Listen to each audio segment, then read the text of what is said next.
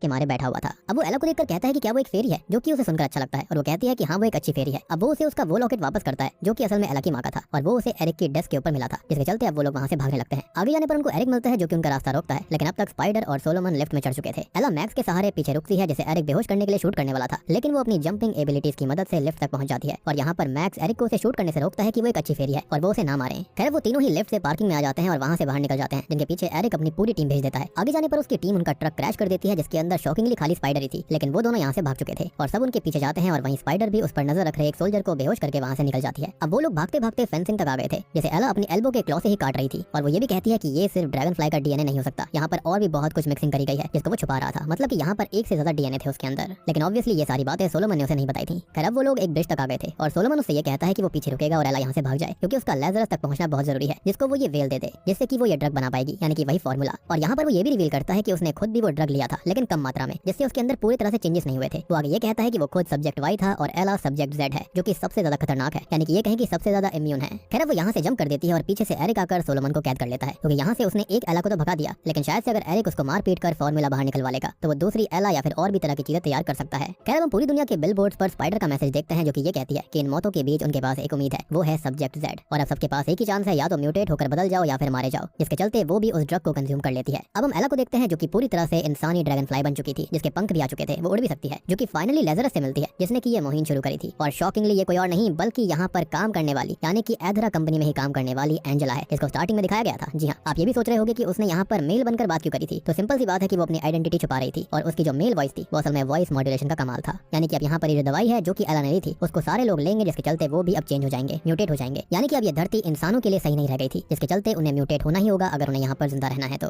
और बूम, इसी के साथ में द फिक्स मूवी यहीं पर खत्म हो जाती है।